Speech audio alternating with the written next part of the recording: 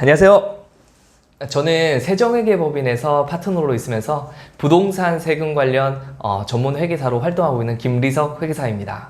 지금까지 부동산 세금인 양도, 상속, 증여와 관련해서 2권의 책을 썼고요. 현재 국세청에서 진행하고 있는 납세자 보호교실에서 양도세 전문 강사로 활동하고 있습니다. 그리고 제가 또 별도로 유튜브 채널을 하나 운영하고 있는데 부동산 절세시대라는 유튜브 채널을 통해서 부동산 세금과 관련된 내용들을 많은 분들께 좀 알려드리려고 하고 있습니다. 그리고 또 부동산 세금과 관련해서 양도, 상속, 증여와 관련된 신고도 하고 있으면서 부동산 세금 상담, 그리고 부동산 세금 환급과 관련된 다양한 업무들을 진행하고 있습니다. 제가 생각했을 때 부모 자식 간에 현금 증여를 함에 있어서 문제없이 진행하는 방법을 총 제가 5가지를 정리를 해봤어요. 우선 첫 번째로는 증여재산 공제 활용입니다. 많은 분들이 잘 아시겠지만 증여재산 공제 같은 경우에는 10년을 주기로 그 배우자인 남편이나 아내로부터 증여를 받는다면 6억까지는 증여세가 나오지 않고요. 직계 존속인 부모님이나 조부모님으로부터 10년 주기로 증여를 받는다면 5천만 원까지는 증여세가 나오지 않습니다. 만약 미성년자가 직계 존속으로부터 증여를 받는다면 10년 주기로 2천만 원까지는 증여세가 나오지 않고요. 이렇듯 현금 증여하는 가장 첫 번째 많이들 알고 계시는 방법이 증여재산 공제 활용입니다. 두 번째로 금전대여인데요. 금전대여 방식이라는 것은 결국 부모 자식 간에 돈을 주고 받을 때 있어서 돈을 빌려주는 형식으로 진행을 한다는 경우인데요. 사실은 이제 부모 자식 간에는 돈을 빌려주고 받는 형식이 아니라 그냥 주면 이제 자녀 입장에서는 증여로 해서 증여세가 이제 나오다 보니까 요걸 이제 조금 회피하기 위해서 금전 대여 형식을 취하는 방식을 요새 많이들 하고 있죠. 그런데 이제 과세관청에서는 금전 대여가 실제 이제 대여의 형식을 취해야지만 이제 증여가 아닌 대여로 인정을 받을 수 있다 보니까 실제 차용증 작성을 통해서 이자 지급이라든지 만기일에 실제로 돈을 갚아야지 이게 증여가 아닌 대여로 인정을 하고 있습니다. 근데 우리가 일반적으로 부모 자식 간이 아닌 제3자 간에 돈을 빌려준다면 당연히 무이자로 돈을 빌려주지는 않잖아요. 그러다 보니까 자녀 간에 돈을 빌려주는 형식이더라도 무이자로 진행은 하지 말고 저리로 뭐 1에서 2% 정도의 저리로 이자를 주고 받는다고 하고 이제 만기에 원금을 상환하는 형식을 취한다고 한다면 국세청에서도 증여가 아닌 대여로 인정을 받을 가능성이 좀 더 높겠죠. 그래서 결국은 금전 대여 형태로 취한다는 것은 제3자에게 금전 대여를 하는 것과 유사하게 부모 자식 간에도 뭐 이자나 이제 만기일에 대금을 지급하는 형식을 취하는 것이 이제 증여를 회피할 수 있는 방안 중에 하나일 것 같고요. 그리고 세 번째로는 재산담보 증여인데요. 예를 들어 아들이 대출을 받아 집을 하나 사려고 하는데 이미 여러 채의 집을 가지고 있는 아들은 이제 대출이 막혀서 집을 살 수 없는 경우가 생길 수 있는데요. 그래서 아들은 이제 아버지 명의의 집을 담보로 아들 명의로 이제 은행 대출을 받을 수 있는데요. 이걸 쉽게는 우리가 제3자 대출이라고 합니다. 여기서 중요한 것은 아버지 명의의 집을 담보로 아버지가 대출을 받는 게 아니라 아버지 명의의 담보로 아들이 이제 대출을 받는 형태인데요. 이때 우리 상증세법에서는 다른 사람의 부동산을 무상으로 담보로 이용해서 금전 등을 차입에 따라서 이익을 얻는 경우에는 그 이익에 상당하는 금액은 부동산 담보로 이용한 자의 증여재산 가액으로 한다라고 규정하고 있는데 이게 이제 아들 입장에서는 애당초 본인 명의로 대출을 받을 수가 없는데 아버지의 부동산을 담보로 받아서 은행 대출을 받는 거라면 아들은 그 대출 받는 거에 대해서는 이익을 얻은 게 아니냐, 그럼 이거에 대해서 증여세를 물리겠다라는 게 이제 이 법의 내용이라고 볼 수 있습니다. 그런데 이 법의 해당 부분을 조금 더 살펴보면 그 이익에 상당하는 금액 전부를 증여세로 물리겠다는 게 아니라 1,000만 원 미만의 금액은 이제 증여세로 보지 않겠다는 입장인데요.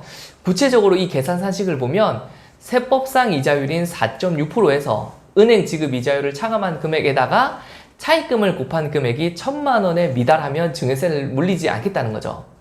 다른 말로 하면 결국 이제 은행에 지급하는 이자율이 높으면 높을수록 부동산을 담보로 차입할 수 있는 금액을 높아지게 되겠죠.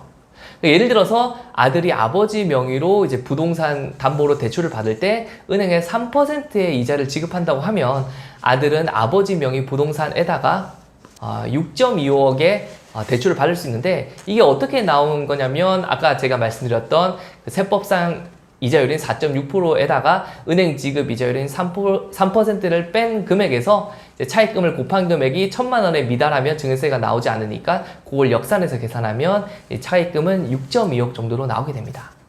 다만 이거는 부동산 담보로 대출을 받는 부분에 대한 증여세를 말하는 것이지, 만약에 실제 대출을 받는 이자에 대해서는 아버지가 요 이자를 대신 갚으면 이건 또 다른 증여의 문제이기 때문에 대출금에 대한 이자는 아드님이 이제 갚으셔야지 또 다른 증여세 이슈를 피할 수 있다는 점은 주의하시길 바라고요.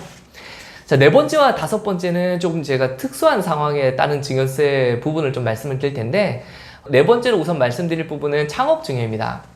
자녀가 창업을 하려고 해도 돈이 없으면 어쩔 수 없이 이제 부모님의 손을 벌려서 창업을 할 수밖에 없는 상황일 텐데, 이때 세법에서는 부모님께 창업 자금을 증여받더라도 증여세 부분에서는 혜택을 주고 있는 그 규정이 있습니다.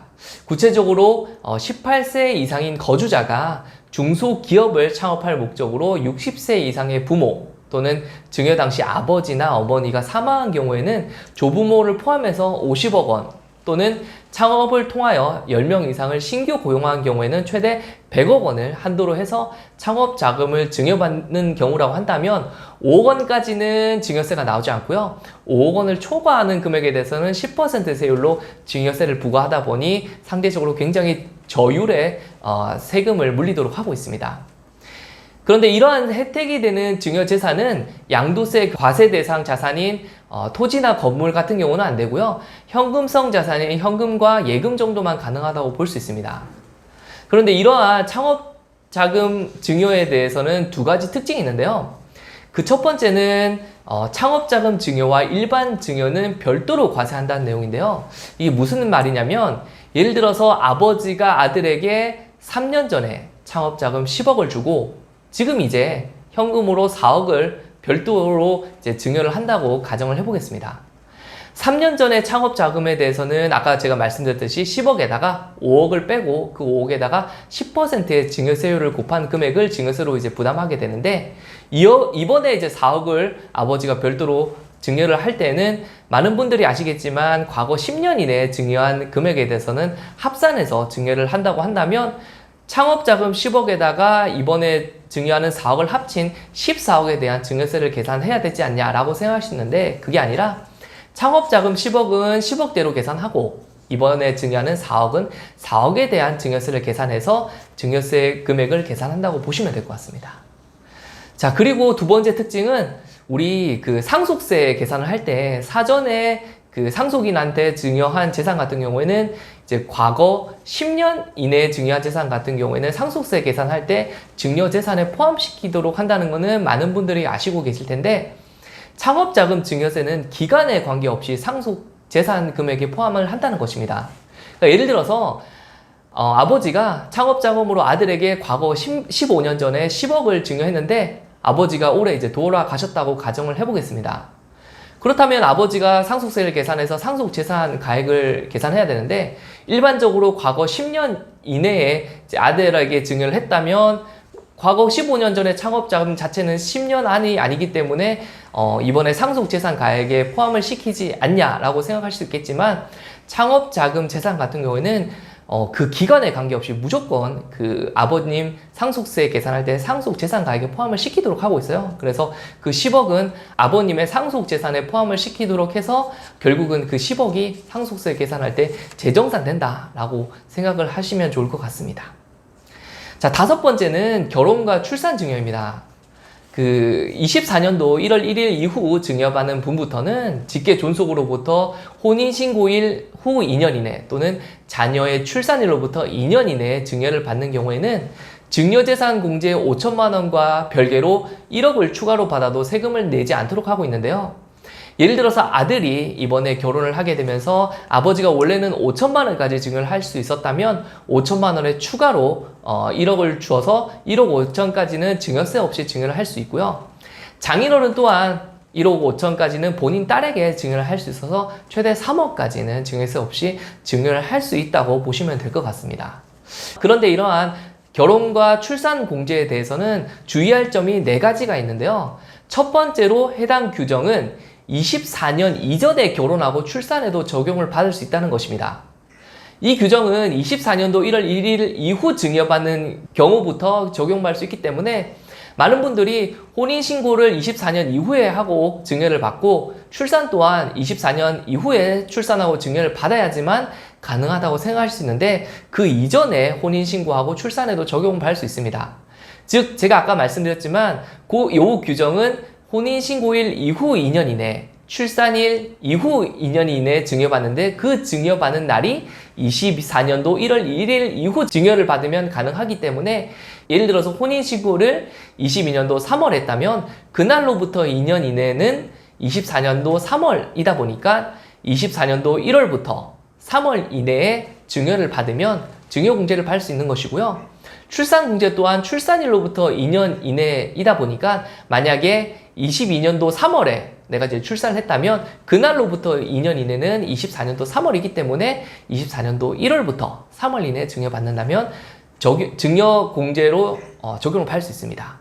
그래서 무조건 결혼과 출산 공제는 24년도에 결혼하고 출산해야 적용이 가능하다라고 오해하시는 분들이 많다 보니까 제가 말씀을 드리는 것이고요. 두 번째로 해당 증여공제는 평생 한 번만 사용할 수 있습니다. 무슨 말이냐면 예를 들어서 내가 이번에 혼인 증여로 1억을 증여공제 받았다가 2년이 지나서 이혼하고 다시 재혼을 해서 추가로 1억을 증여받아서 증여공제를 적용받을 수 있지 않을까라고 생각할 수 있는데 한 번 혼인 증여공제를 받았기 때문에 재혼을 하더라도 추가로 받을 수는 없는 것이고요. 출산 같은 경우에도 이번에 내가 첫째를 낳아서 1억을 비과세 적용받고 둘째를 낳아서 1억에 대한 증여세를 추가로 비과세를 적용받을 수 있지 않냐라고 생각할 수 있는데 이미 첫째에 대해서 적용을 받았기 때문에 둘째를 낳더라도 추가로 적용을 받을 수 없습니다. 그래서 세 번째로는 해당 공제는 중복해서 적용받을 수 없다는 건데요. 무슨 말이냐면 내가 이번에 혼인하고 출산으로 인해서 혼인 증여 공제도 받고 출산 공제로 받아서 최대 2억까지 증여 공제를 받을 수 있지 않냐라고 생각할 수 있는데 혼인과 출산 공제는 중복으로 적용받을 수가 없어서 그 중에 하나인 1억까지만 한도로 적용을 받을 수 있다라고 생각하시면 될 것 같고요. 자, 네 번째로 우리 조부모로부터 증여받는 부분에 대해서는 혼인 공제와 출산 공제에서 차이가 있습니다. 자, 혼인공제 같은 경우에는 직계 존속으로부터 증여받는 경우 공제가 가능하다 보니까 조부모인 할아버지와 할머니로부터 증여를 받는 경우에도 가능합니다. 다만 부모와 조부모에게서 각각 1억 원씩 공제받을 수는 없고 직계 존속을 모두 합쳐서 1억 원까지 공제가 가능한 것이고요. 근데 반대로 출산 공제는 거주자가 직계 존속인 아버지나 어머니로부터 증여를 받는 경우에만 가능하다 보니까 조부모가 출산한 손자, 손녀에게 증여한 경우에는 적용을 받을 수 없다는 점은 잘 알고 계시면 좋을 것 같습니다. 자녀에게 5천만 원 계좌이체로 증여하는 경우에 대부분의 사람들은 증여재산 공제 5천만 원까지는 비과세이다. 그렇기 때문에 증여세는 나오지 않아서 세금 신고는 필요 없지 않냐라고 생각하시는데 사실 맞는 말입니다. 그런데 그럼에도 불구하고 제가 생각했을 때 증여세 신고를 해야 하는 이유는 3가지가 있는데요. 첫 번째로 증여세 신고를 함에 있어서 자녀가 부동산을 사는데 자금 증빙을 갖출 수 있다는 것입니다. 자녀가 부동산을 취득함에 있어서 자금 조달 계획서를 작성하는 경우가 있는데 본인이 어떻게 자금을 조달했는지에 대해서 작성하는 데 있어서 기존에 증여받은 부분에 있어 증여세 신고를 했다면 이에 대해서 이미 자금 증빙을 갖춘 것이기 때문에 내 자금 조달에 있어서 입증된 자료로 소명하기가 용이하다는 거고요. 두 번째로는 부모 자식 간에는 계좌이체로 자금을 많이들 왔다 갔다 하시잖아요. 그렇기 때문에 증여로 신고되는 것과 비과세 증여로 구분되는 것들에 대해서 구분을 짓는 것이 중요하다고 생각이 되는데요.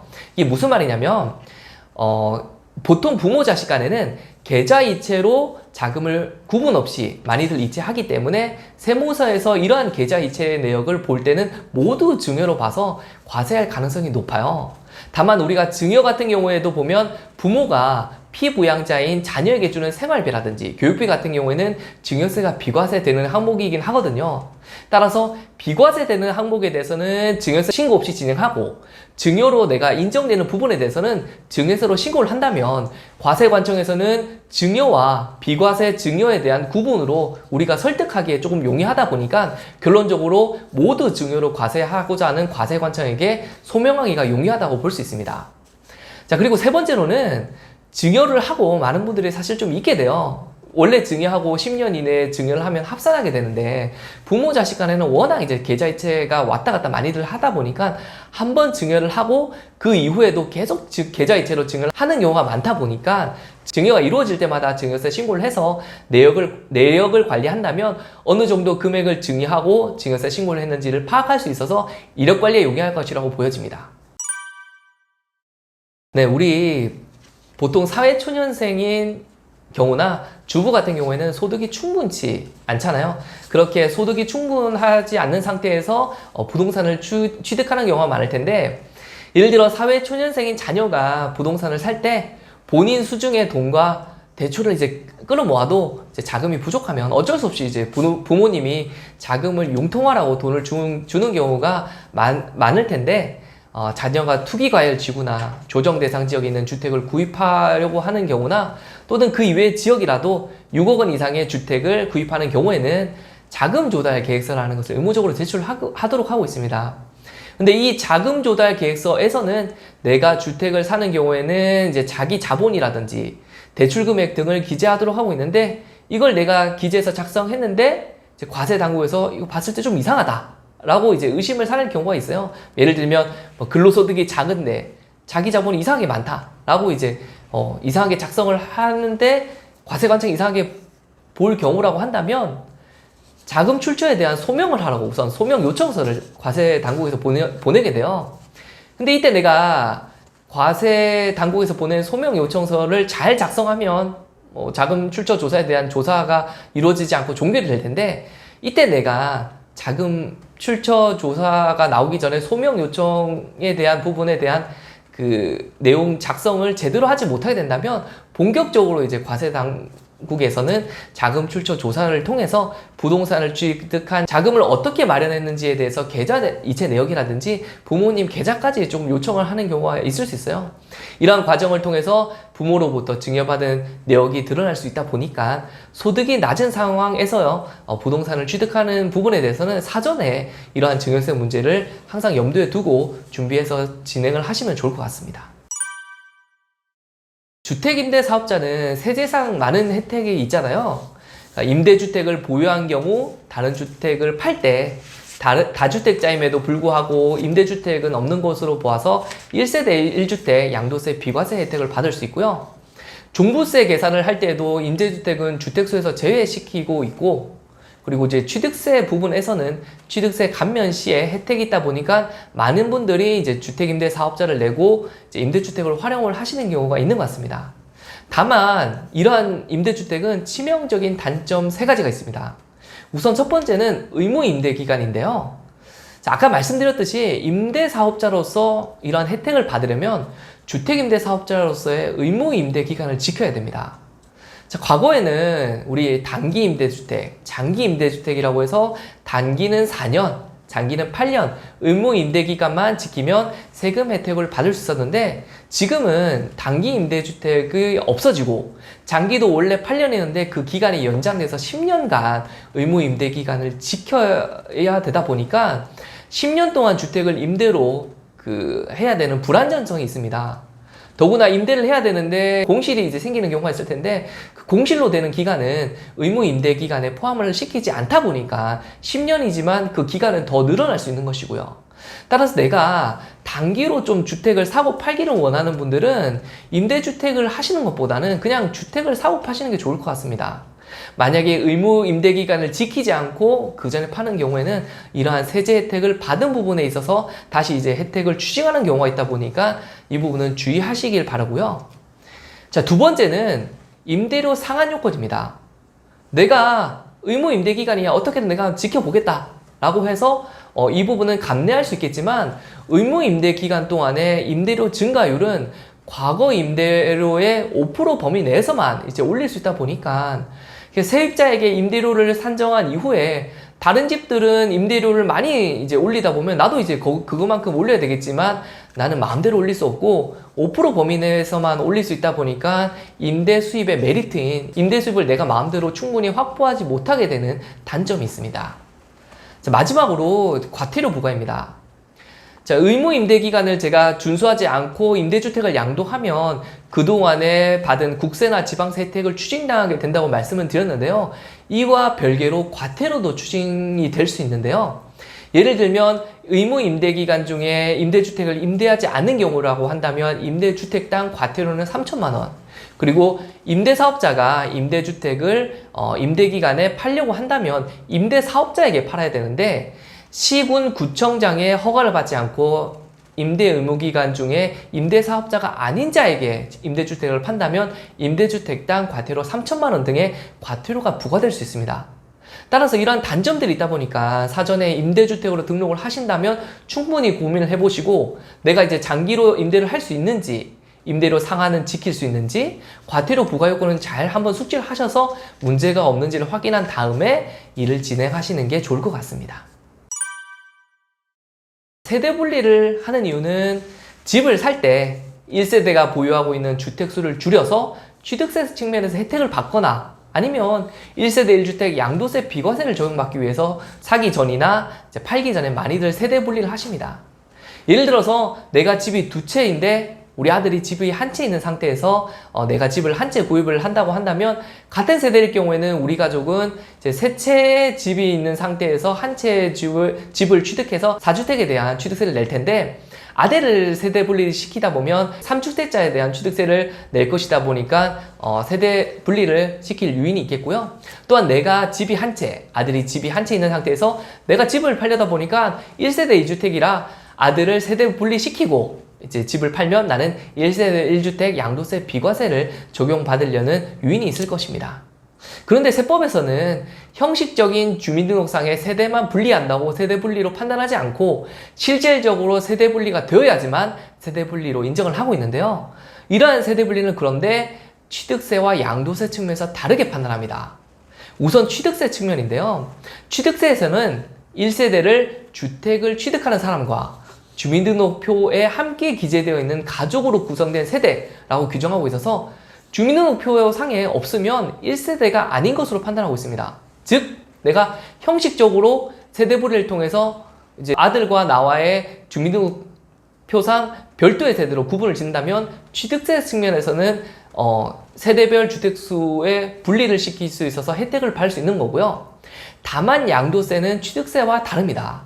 양도세에서의 1세대란 거주자 및 그 배우자가 그들과 같은 주소에서 생계를 같이 하는 자와 함께 구성하는 가족 단위를 말한다라고 규정하고 있습니다. 만약 형식적으로 세대 분리를 통해서 주소 이전을 하더라도 생계를 같이 한다라고 이제 세무서에서 판단을 한다면 동일한 세대로 판단을 합니다. 이때 생계를 같이 한다는 말이 무슨 말이냐면 한 주머니에서 우리 가족이 같이 생활을 하면 이제 동일한 같은 세대라고 보면 되는데 이게 예를 들면 우리 아버지가 벌어들인 소득으로 우리 가족이 같이 생활한다 라고 하면 이는 한 주머니에서 우리 가족이 같이 생활하는 것으로 봐서 생계를 같이 한다고 보면 되는 것이고요. 만약 아버지와 내가 각각 돈을 벌어서 아버지는 아버지 번 돈으로 생활하고 나도 내가 번 돈으로 생활한다면 이거는 각각 주머니에서 별개의 소득으로 생활하는 것이기 때문에 생계를 분리해서 한다고 볼 수 있습니다. 따라서 양도세 측면에서는 세대 분리가 이루어진다면 형식적인 주소지 이전뿐만 아니라 제가 아까 말씀드렸던 별도의 소득이 존재해서 가족 간의 실질적인 세대 분리까지 이루어져야지만 양도세 측면에서 세대 분리가 이루어질 수 있다고 볼 수 있습니다. 그래서 요새는 전산기술이라든지 세무 공무원의 이렇게 데이터를 확보하는 노하우가 발달하다 보니까 세대 분리 여부를 판단할 때 아들이 이제 타 지역에 세대 분리를 하더라도 실질적으로 휴대폰이 주로 어디서 터지는지 라든지 신용카드는 주로 어디서 결제되는지 그리고 이제 경비원들의 이제 면담 같은 걸 통해서 형식적으로 이제 세대 분리가 되었는지 실질적으로 세대 분리가 되는지를 확인할 수 있다 보니까 이 부분은 잘 한번 참고를 하시면 좋을 것 같습니다. 네, 요새는 결혼하는 자녀들, 본인들 월급으로 모아둔 돈으로 서울에 있는 전세 하나 마련하기 어려워 부모들이 전세금을 보태주시는 경우가 많으실 거예요. 결혼을 한다면 직장을 다니는 자녀일 경우가 대다수일 텐데, 이러한 부양 의무가 없는 자녀에게 전세금을 보태주는 경우 증여세가 발생할 텐데요. 이걸 어떻게 판단하는지 케이스를 좀 나누어서 제가 살펴보겠습니다. 우선 첫 번째 케이스는 아버지가 전세 계약을 체결하고 자녀가 그 집에 사는 경우입니다. 자, 이 경우 과세관청에서는 아버지의 부동산을 자녀가 무상으로 임대한 것으로 봐서 매년 연도에 부동산 무상 사용 이익을 5년간의 현재 가치로 할인한 금액을 5년 단위로 과세를 합니다. 이 경우 해당 금액이 1억인 경우에 과세를 하는데요. 산식을 한번 살펴보면 부동산 무상 사용 이익은 부동산 가액에서 2%를 곱하고 거기서 3.7908을 곱한 금액이 1억 원 이상이면 과세를 한다는 것인데, 그 3.7908은 5년간 현재 가치한 계수를 의미합니다. 그래서 이를 역산하면 전세 보증금이 약 한 13억까지는 증여세가 나오지가 않습니다. 그래서 정리를 하면 아버지의 명의로 전세 계약을 체결하고 자녀가 그 집에서 무상으로 살더라도 전세 보증금 13억까지는 증여세가 나오지 않는다라고 보시면 될 것 같고요. 자, 케이스 두 번째는 자녀가 부모에게 전세 보증금을 지원받는 방법인데, 제가 두 가지로 나눠서 첫 번째로는 부모가 자녀에게 전세 보증금을 지원하는 방법과 두 번째로는 부모 명의의 부동산을 담보로 자녀가 대출받아 해당 금액으로 전세 보증금을 마련하는 방법을 나누어서 설명을 드릴 겁니다. 우선 첫 번째로 부모가 자녀에게 전세 보증금을 주는 방법인데, 전세 보증금 자체로 지원을 한다면 그 금액 전부를 증여로 봐서 증여세를 부담할 수 있기 때문에 요즘은 대여로 많이 하실 텐데, 대여 또한 차용증을 작성하고 이자율과 만기를 정해서 그 이자 지급 시점에 이자를 지급하고 만기의 원금을 상환하는 방식으로 진행한다면 금전 대여로 인정받을 가능성이 높습니다. 이때 이자율은 저리로 보통 1에서 2%로 진행을 하시면 될 것 같은데요. 만약 1%의 이자율로 금전대차 계약서를 작성을 하면 2.7억까지, 2%의 이자율로 금전대여 계약서를 작성하면 한 3.8억까지는 증여세가 나오지 않으니까 그 해당 금액 사이에서 진행을 하시면 어떨까 싶습니다. 자, 그리고 두 번째로 부모 명의의 부동산을 담보로 자녀가 대출받아서 해당 금액으로 전세 보증금을 마련하는 방법인데, 구체적으로는 그 세법상 이자율은 4.6%에서 은행 지급 이자율을 차감한 금액에다가 차입금을 곱한 금액이 1,000만 원에 미달하면 증여세를 매기지 않겠다는 거죠. 다른 말로 하면 은행이 지급하는 이자율이 높으면 높을수록 부동산을 담보로 차입할 수 있는 금액을 높아지게 되는 거고요. 그래서 예를 들어서 아들이 아버지 명의로 대출을 받을 때 은행에 3% 이자를 지급한다고 하면 아들은 아버지 명의 부동산에다가 6.25억의 대출을 받을 수 있는데, 이게 어떻게 나온 것이냐면 세법상 은행 이자율인 4.6%에다가 3억 원을 그 은행 지급 이자는 3%를 차감한 금액에다가 1,000만 원에 미달하는 금액을 역산하면 차입금은 6.25억 정도 나오게 됩니다. 자, 앞서 말씀드린 금전 대여 형식과 부모 명의의 부동산 담보 대출의 증여세 계산 상식이 동일하다 보니까 실제 이거를 실행을 하시려는 분들 입장에서는 은행 차입금 이자가 워낙 높다 보니까 금전 대여 계약을 통해서 진행을 하시는 게 상대적으로 낮은 이자 부담으로 진행하실 수 있겠지만, 워낙에 부모 자식 간의 금전 대여를 진행하는 거를 과세관청에서 인정을 하지 않다 보니까 조금은 높은 이자를 부담하더라도 은행 차입금을 통해서 진행하시는 분들도 있다 보니까 이 부분은 참고로 하시면 좋을 것 같습니다. 기본적으로 차용증이라고 하면 이자와 만기가 있겠죠. 그런데 부모 자식 간에는 돈을 무상으로 주는 경우면 증여로 보다 보니까 이거를 증여세를 내지 않기 위해서 차용증을 쓰고 금전 대여로 진행하시는 경우가 있는데, 그렇게 하더라도 이자와 만기 시점에 실제 이자 지급과 만기의 원금 상환을 하셔야 됩니다. 그런데 이자 지급을 할 때는 보통 1에서 2%의 저리로 해도 무방할 것 같고요. 만약 1% 이자율로 금전 대여 계약서를 작성하면 2.7억까지, 2% 이자율로 지금 금전 대차 계약서를 작성하면 3.8억까지는 증여세가 나오지 않으니까 해당 금액 사이에서 진행을 하시면 어떨까 싶습니다. 보통 이자 지급 시에는 이자를 지급하는 사람이, 즉 대금을 빌린 사람이 이자 지급액의 27.5%를 원천 징수해서 그 다음 달 10일까지 주소지 관할 세무서에 납부하셔야 되고요. 자, 이자 지급과 원금 상환에 있어서 제가 설명드린 부분도 있는데, 과세관청에서는 대여가 아닌 증여로 판단하는 사례가 있다 보니까 이걸 좀 제가 설명을 드리면 차용증 작성에 있어서 조금 도움이 되실 것 같아서 제가 과세관청에서 어떠한 경우에 그 과세를 했는지에 대한 케이스를 좀 몇 가지 준비했는데요. 첫 번째로는 이제 과세관청에서 금전 소비 대차 계약서를 살펴보니까 원금과 이자를 약 3년 10개월 후 일시에 변제하는 것으로 되어 있는데, 이는 사인 간의 통상적인 금전 소비 대차 계약과 비교해서 이자 지급 시기 및 방법의 차이가 있어서 이건 금전 소비 대차 계약의 신빙성이 있다고 보기 어렵다라고 이제 하고, 그 금전 대차 계약을 부인하고 증여세를 과세한 케이스인데, 결국은 이자와 원금을 한 번에 일시로 변제하는 것보다는 이자를 이제 주기적으로 지급하고 만기에 원금을 상환해야지 조금 이제 금전 대차 계약으로 인정을 받을 수 있지 않을까라고 보시면 될 것 같고, 두 번째로 과세관청이 금전 소비 대차 계약을 부인하고 증여세로 과세한 케이스는 청구인이 제시한 차용증에는 원금은 특별한 요구가 없는 경우에는 쟁점 주택을 처분 시 상환하는 것으로 되어 있다라고 했어서 원금 상환에 대해서 만기가 없이 그냥 이 주택 처분하고 상환한다 라고 애매모호하게 쓰는 경우에는 과세관청에서는 이걸 금전 대차 계약으로 보지 않고 증여로 볼 가능성이 높다라고 보시면 될 것 같고, 마지막으로 차용증이 그 처분청의 증여세 조사 이후 작성됐다, 그리고 차용증에 기재되어 있는 이행 조건과는 달리 청구인은 처분청에 배우자에게 이자를 지급한 적이 없고 차용증의 차입 기간도 기재되었지 않는 등 실제 차입을 위해서 작성한 것으로 보기가 어렵다라고 이제 판단을 했는데, 결국은 차용증을 작성을 하면 그 지급된 이자 지급 조건과 만기에 이자라든지 원금을 상환해야지만 형식적이 아니라 실질적으로 금전 대여로 인정을 받을 수 있다라고 보시면 될 것 같습니다. 이렇게 과세관청에서 과세한 케이스를 통해서 이제 금전 대차 계약을 어떻게 작성하면 좋을지를 좀 참고로 하시면 좋을 것 같습니다. 부동산 법인들 많이들 고민하시죠? 개인 명의로 부동산 사야 되냐, 아니면 법인 명의로 부동산을 사야 되냐 고민하시는 분들께 이번 시간에 제가 개인 대비해서 부동산 법인은 어떤 장단점이 있는지를 설명드리도록 할 텐데요. 우선 장점, 부동산 법인을 하시려는 분들에 대한 장점을 4가지로 제가 말씀드리면 다음과 같습니다. 우선 첫 번째는 명의분산인데요. 부동산 법인을 하려는 이유는 명확합니다.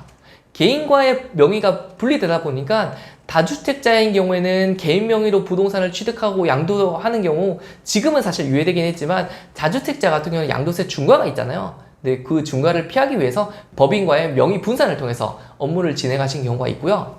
두 번째로는 단기 매매입니다. 개인으로 주택을 단기 매매로 진행한다면 최대 70%의 양도세를 부담할 수 있는데, 법인은 단기로 팔든 장기로 팔든 상관없이 양도 차익이 200억 이하라면 39%의 법인세를 부담하고 있다 보니까 단기로 매매를 진행하는 분들께서는 법인이 유리할 수 있습니다. 자, 세 번째로는 지분 양도에 유리하다라는 건데, 부동산을 개인 명의로 취득하면 그 부동산의 일부 지분을 상대방에게 팔기는 쉽지 않아요. 근데 이제 부동산을 법인 명의로 취득하면 그 부동산의 형태를 주식으로 전환하다 보니까 주식을 사고 팔기가 용이합니다.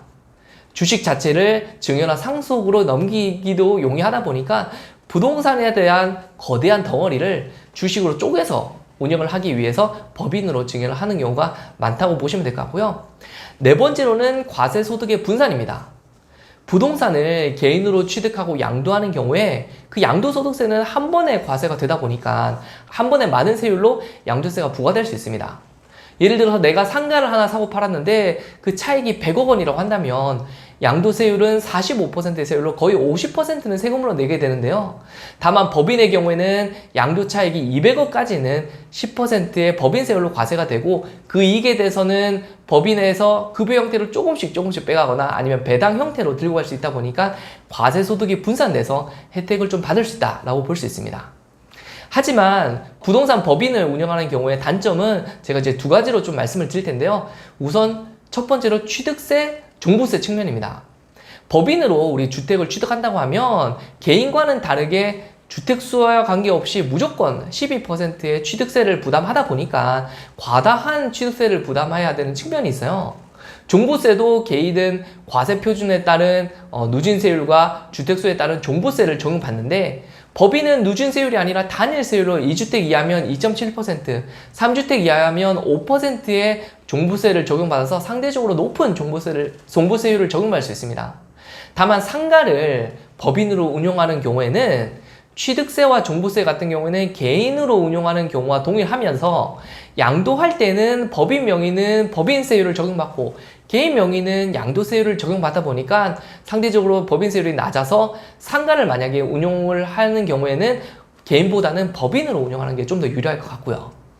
두 번째로는 운영의 문제를 말씀드리고 싶은데, 우리 개인 사업 하시는 분들은 잘 아시겠지만 개인 사업은 소득세 내고 나머지 세금 낼 거 내고 나머지는 다 내 돈으로 쓰면 가능하지만, 법인은 개인하고는 다르게 돈을 마음대로 이제 빼가기가 쉽지 않아요. 정해진 급여라든지 배당 형식으로 가져가야 되는 번거로움이 있다 보니까 법인을 운영하신 분들께서는 세금 내고 내가 다 가져가는 그런 번거로움이 있다 보니까 조금 개인으로 운영하시는 게 마음 편하다라는 분들이 있어서 이 부분은 좀 말씀을 드립니다. 네, 구독자 질문에 대한 답변 시간인데요. 제가 한번 읽어보겠습니다. 안녕하세요, 문의드립니다. 상업용 오피스텔 하나, 거주용 아파트 하나, 인구 소멸 지역 26년도 10월 입주 분양권 하나, 이때 공시지가 4억 원 이하이면 세컨하우스 1가구 취득세 혜택을 받을 수 있나요? 라는 질문입니다.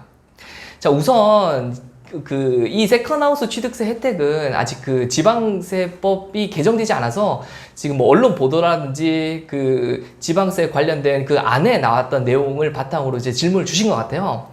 근데 이제 질문 내용으로 보면 인구 소멸 지역에 있는 주택을 취득하는 게 내가 입주 분양권을 가지고 있는 그게 이제 세컨하우스로 취득하는 건지, 아니면 이걸 가지고 있는 상태에서 별도로 세컨하우스를 취득하는 경우인지를 잘 모르겠는데, 우선은 제가 생각했을 때는 거주용 아파트 하나, 입주 분양권 하나가 있는 상태에서 이제 내가 세컨하우스를 취득한다고 하는 경우를 살펴보면, 우리 1가구 1세대 주택수 산정에 있어서는 20년 8월 10일 이후에 취득하는 조합원 입주권은 주택수에 포함을 시키고 있거든요. 그러다 보니까 거주용 아파트 내가 하나 있고, 그리고 입주 분양권을 하나 있으면 그게 이제 주택수에 포함을 시키기 때문에 나는 이제 2주택자예요. 그리고 세컨하우스를 하나 취득한다고 하면 요거는 이제 3주택자로, 원래 이제 세컨하우스의 취지는 주택 하나 있을 때 세컨하우스를 하나 취득하면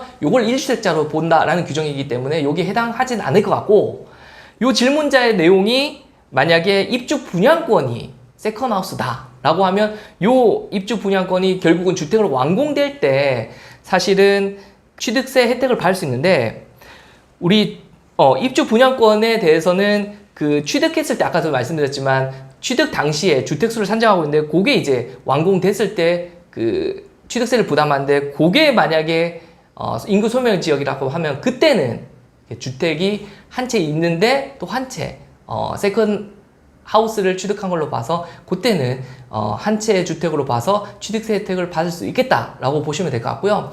여기에 대한 구체적인 내용들은 아직 지방세법이 개정되지 않아서 이 부분에 대한 부분은 추후 어떻게 개정되는지, 왜냐면 지금은 공시가격이 4억으로 말씀을 드렸는데 이게 더 확대될 수도 있고 더 줄어들 수도 있고, 이러다 보니까 이거는 개정되는 사항을 통해서 추가로 나중에 확인하실 필요가 있다는 점은 미리 알고 계시면 좋을 것 같습니다. 우리 부동산 투자와 부동산 세금은 뗄래야 뗄 수가 없는 관계입니다. 잘 아시겠지만 투자해서 수익이 난다고 전부 다 내 소득이 아니고 세금을 뗀 부분만큼만 내 소득이다 보니까 부동산 세금에 대해서는 많은 분들께서 잘 챙기셨으면 좋겠고요. 그러시면서 이제 궁금하신 사항이 있으면 저한테 여쭤보셔도 제가 잘 한번 답변을 드리도록 하겠습니다.